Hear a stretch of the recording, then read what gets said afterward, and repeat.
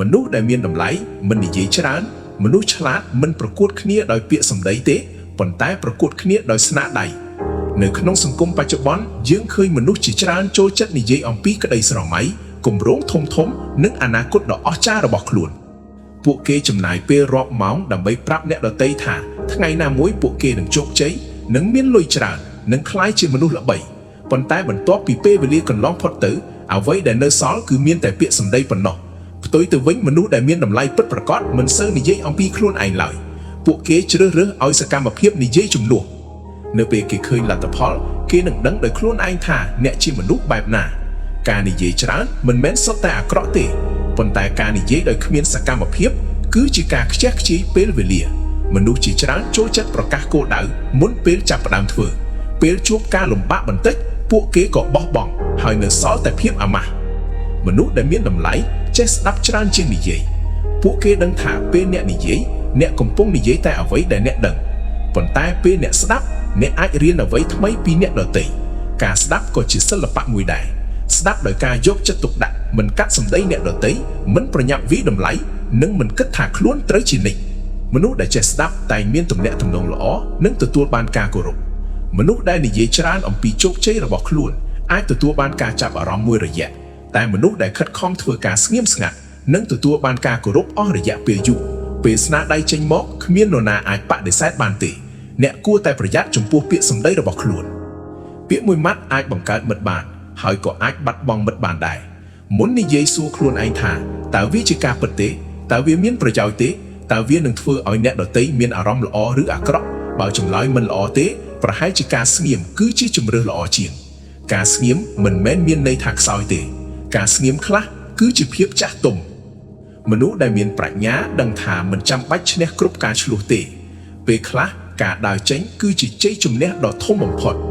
សូមចងចាំថាតម្លៃរបស់អ្នកមិនត្រូវបានវាស់ដោយចំនួនពាក្យដែលអ្នកនិយាយឡើយវាត្រូវបានវាស់ដោយគុណភាពនៃសកម្មភាពសិលធម៌និងលទ្ធផលដែលអ្នកបង្កើតចូលនិយាយតិចធ្វើច្រើនហើយទុកឲ្យពិភពលោកស្គាល់អ្នកតាមរយៈស្នាដៃបង្កើតទម្លាប់ដែលនាំទៅរកភាពជោគជ័យជីវិតរបស់អ្នកនៅថ្ងៃស្អែកគឺជាលទ្ធផលនៃទម្លាប់ដែលអ្នកធ្វើនៅថ្ងៃនេះ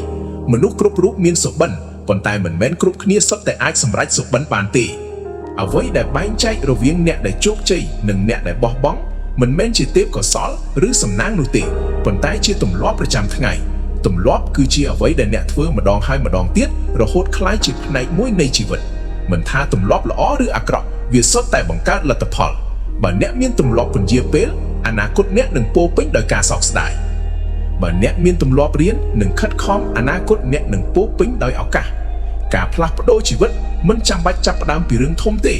ចាប់ផ្ដើមពីរឿងតូចៗដូចជាក្រោកពីព្រលឹម30នាទីមុនធម្មតាអានសៀវភៅ10ទំព័រក្នុងមួយថ្ងៃហាត់ប្រាណ20នាទីឬសរសេរគោលដៅមុនចូលគេង